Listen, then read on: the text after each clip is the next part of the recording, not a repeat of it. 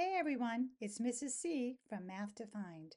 Today we're tackling an important skill, converting between fractions, decimals, and percents. We'll use this model to help us visualize the fraction, decimal number, and percent that it represents. This grid has 100 squares with 8 of them shaded. The fraction used to represent this is 8 over 100. The decimal used to represent this model is 8 hundredths. Now let's break down this word percent. Per means 1 and cent means 100. So a percent is some number out of 100. Since 8 squares out of 100 are shaded, the percent is 8%.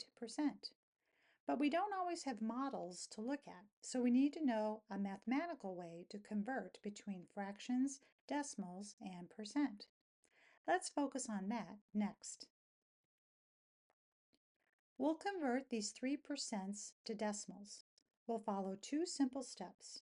Remove the percent symbol, and then divide by 100 by moving the decimal point 2 places to the left. Let's begin with 26%. We'll remove the percent symbol and place a decimal point to the right of the 6 in the ones place. Then we'll move the decimal point 2 places to the left. So 26% written as a decimal is 0.26. The next percent has a decimal point in it already, 44.7%. Don't worry, we follow the same two steps. Remove the percent symbol and then move the decimal point 2 places to the left. So 44.7% converted to a decimal is 0.447. The last percent has a repeating decimal in it, but again, no worries. We just continue following the same two steps. Remove the percent symbol, but keep the repeating decimal, then move the decimal point 2 places to the left. So 49.92 repeating percent, written as a decimal, is 0.4992 with the 92 repeating. Now let's convert these percents into fractions. This conversion also has two simple steps. First, remove the percent symbol and then write the percent as a fraction with a denominator of 100. We'll begin with 55% by removing the percent symbol and then write the fraction 55 over 100. We can simplify this fraction by dividing both the numerator and the denominator by 5. 55 divided by 5 is 11, and 100 divided by 5 is 20. So 55% written as a fraction is 11/20. Now let's look at 44.7% again. We wrote it before as a decimal, but now let's write it as a fraction. We'll follow the same two steps. Remove the percent symbol, and then write it as a fraction with a denominator of 100. 44.7 over 100. We can't leave a decimal point in any part of a fraction, so we'll need to get rid of it by multiplying the numerator and the denominator by 10. 44.7 times 10 is 447, and 100 times 10 is 1,000. So 44.7% written as a fraction is 447 over 1,000. The last percent is 123%. We'll remove the percent symbol and write it as a fraction with a denominator of 100. We can simplify this improper fraction by dividing 100 into 123, one time with 23 left over.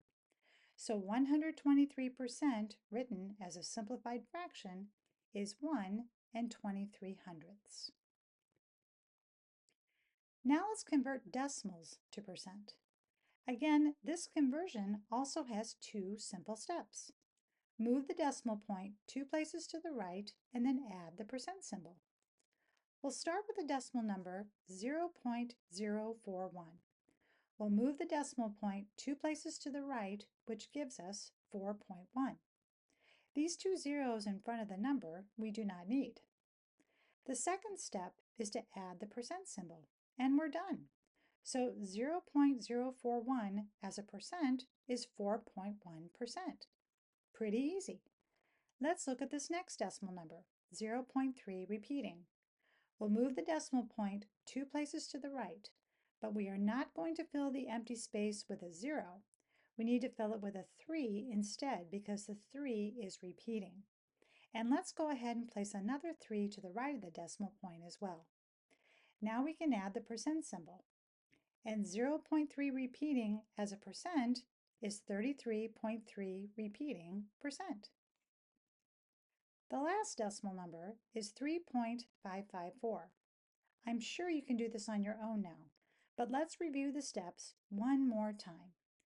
Move the decimal point 2 places to the right to get 355.4. Then add the percent symbol.